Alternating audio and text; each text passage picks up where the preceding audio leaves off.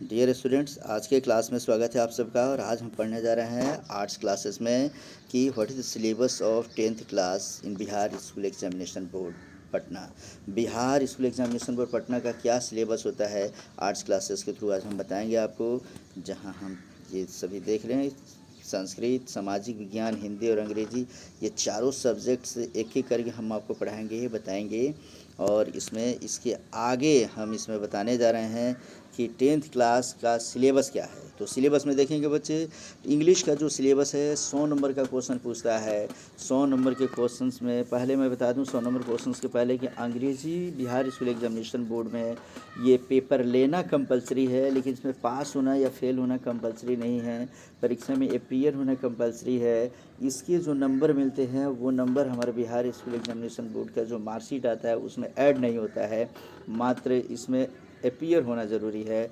लेकिन इसका इम्पोर्टेंस आगे है। यदि 60% से कम मार्क्स यदि हम अचीव करते हैं इसमें, तो हम याद रखें कि न तो एयरफोर्स, न तो नेवी, न तो इसमें से कोस्ट गार्ड का कॉल लेटर कभी नहीं आ सकता है। हम इस एग्ज़ाम को देने से वंचित रह जाते हैं, अच्छे कॉलेज में भी जाने में दिक्कत होती है।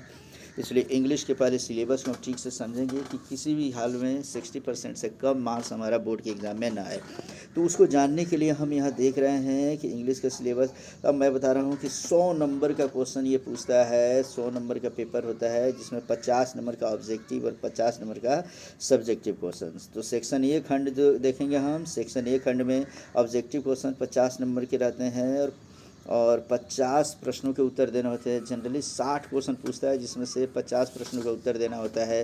कोरोना पीरियड में पहली बार स्पेशल 2020 में जो एग्ज़ाम्स लिए गए, 2020 नहीं बल्कि 21 कहेंगे हम लोग कि 21 में जो एग्ज़ाम लिया गया था, इस एग्ज़ाम में कोरोना काल में पढ़ाई न होने की वजह से ऑब्जेक्टिव क्वेश्चन की संख्या 100 कर दी गई थी, जिसमें से 50 प्रश्नों का उत्तर देना है। सामान्यतः 60 प्रश्नों में से 50 प्रश्नों का उत्तर देना होता है। तो सेक्शन ए खंड 50 नंबर का ऑब्जेक्टिव हो गया। सेक्शन इसके बाद बी खंड जो होता है वह डिस्क्रिप्टिव टाइप क्वेश्चंस होते हैं। और डिस्क्रिप्टिव टाइप क्वेश्चंस में इसमें हम देखते हैं कि क्या क्या पूछेगा इसमें से। तो पूछने के लिए हम जानेंगे कि टाइप्स में है कि 2 अनसीन पैसेज फ्रॉम प्रोज और टेक्स्ट बुक से, अर्थात प्रोज के खंड से 2 अनसीन पैसेज जो हम नहीं देखे होंगे वैसा 2 पैसेज देता है। और ये दोनों पैसेज के में से दोनों का उत्तर लिखना होता है। A number for questions and इसमें क्वांटिटी के बारे में जो दिया है तो 7 क्वेश्चंस दिए रहते हैं और 7 प्रश्न मैंने समझो कि एक पैराग्राफ देता है। उस पैराग्राफ में 7 क्वेश्चंस रहते हैं, सातों प्रश्न एक एक नंबर के रहते हैं।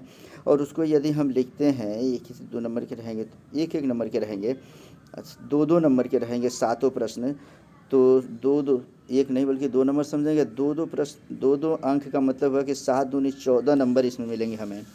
इसे एक बार फिर से समझेंगे कि चूँकि हमारे अनसीन पैसेज जो होंगे वो 2 रहेंगे। पहले ग्रुप में 7 क्वेश्चन, दूसरे ग्रुप में 7 क्वेश्चन। तो इस तरीके से पहले ग्रुप में जो 7 क्वेश्चन रहेंगे एक एक नंबर के, तो 7 नंबर वहाँ मिलेगा। दूसरे पैराग्राफ में भी 7 क्वेश्चन रहेंगे एक एक नंबर के, तो वहाँ भी 7 नंबर मिलेगा। इस तरीके से 2 पैराग्राफ मिलाकर मैंने समझे कि 2 पैसेज का उत्तर हम देते हैं तब हमें 14 नंबर मिलते हैं। फिर आता है 1 answer passage from poetry section. Poetry से जो एक क्वेश्चन रहेगा, मतलब समझो कि, और उसी में 6 क्वेश्चन छोटे छोटे दिए रहेंगे। मतलब पोएट्री से 4 लाइन से लेकर 10 लाइन तक दे दिया रहेगा और उस 10 लाइन में से फिर उसमें क्वेश्चंस बनाएगा। 6 क्वेश्चन, 6 प्रश्न एक एक नंबर के रहेंगे, तो उसमें 6 नंबर मिलेंगे। फिर आता है पैराग्राफ, 4 या 5 पैराग्राफ देता है लिखने के लिए। जैसे मान लो कि दीपावली पे लिखना हुआ, होली पे लिखना हो, रिपब्लिक डे पे लिखना हो, ऑनेस्टी द बेस्ट पॉलिसी, ऐसे करके 4-5 टॉपिक दे देगा। और इसमें किसी एक पर हमें पैराग्राफ लिखना होता है, तो वो 5 नंबर का रहेगा। तो इसमें हम 5 नंबर पाते हैं। फिर अगला है नोटिस। तो नोटिस पर ध्यान देंगे कि नोटिस या रिपोर्ट ये दोनों देता है, दोनों में से किसी एक को लिखना होता है, तो ये 5 नंबर का रहेगा। फिर है एप्लीकेशन या लेटर, एक एप्लीकेशन रहेगा, ये लेटर रहेगा, दोनों में से किसी एक को लिखना होगा, तो ये 5 नंबर के रहेंगे। एक स्पीच या मैसेज देता है, दोनों में से किसी एक को लिखना होता है, तो इस तरीके से 5 नंबर का ये भी रहेगा। और इस तरीके से नेक्स्ट है text book short answer questions इसमें रहता है। मैंने टेक्स्ट बुक जो हमारा बुक है उससे छोटे छोटे क्वेश्चंस करके 8 क्वेश्चंस देता है, जिसमें 5 प्रश्नों का उत्तर देना होता है और पाँचों प्रश्न 2-2 नंबर के होते हैं। तो इस तरीके से 10 नंबर यहाँ पाते हैं हम लोग। तो इस तरीके से ये खंड हमारा कंप्लीट हो गया बच्चों कि डिस्क्रिप्टिव क्वेश्चंस में से क्या क्या पूछेंगे।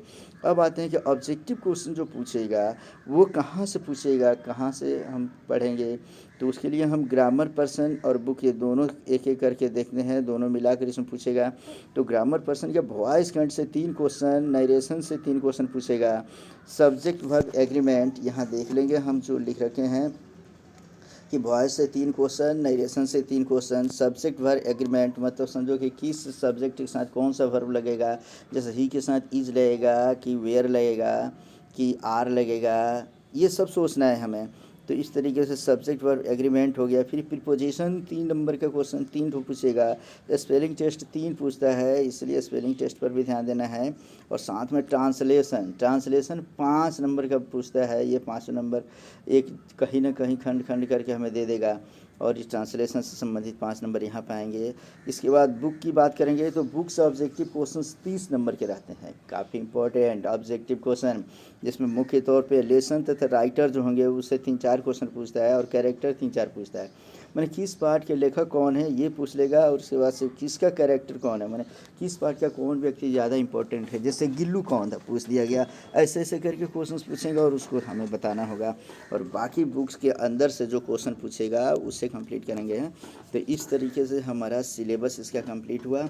और इस सिलेबस के साथ साथ हम अब तुम्हें बताने जा रहे हैं इसी में कि प्रोज सेक्शन जो है उस प्रोज सेक्शन में हम क्या करेंगे। तो इसमें से प्रोज सेक्शन में हमारे 8 चैप्टर्स दिए गए हैं, ध्यान से देखेंगे यहाँ थोड़ा सा गौर से देखेंगे तब समझ में आएगा। द पेस फॉर लिविंग, जीने की रफ्तार, आर.सी. हचिंसन के द्वारा लिखा गया यह पार्ट। दूसरा है मी एंड द इकोलॉजी, मैं और पारिस्थितिकी कार्य, जॉन लिक्स के द्वारा लिखा गया है।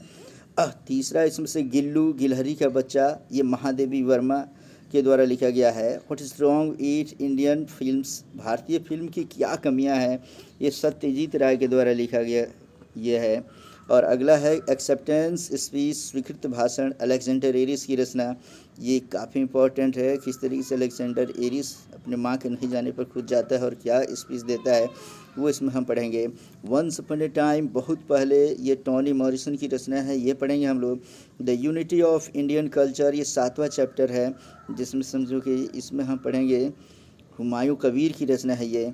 और इसमें नेक्स्ट है little girls wiser than man, मतलब वयस्क की अपेक्षा होशियार बच्चियाँ, लियो टॉलस्टॉय की रचना, काफ़ी इंपॉर्टेंट। हम उसने देखते हैं मोहल्ले में भी छोटे छोटे बच्चों को लेकर लोग झगड़ा करने लगते हैं और बाद में पता चलता है कि 2 परिवार झगड़ा कर लिया, जिन बच्चों की वजह से झगड़ा हुआ है वो दोनों बच्चे आपस में मिल के एक ही साथ खेल रहे हैं।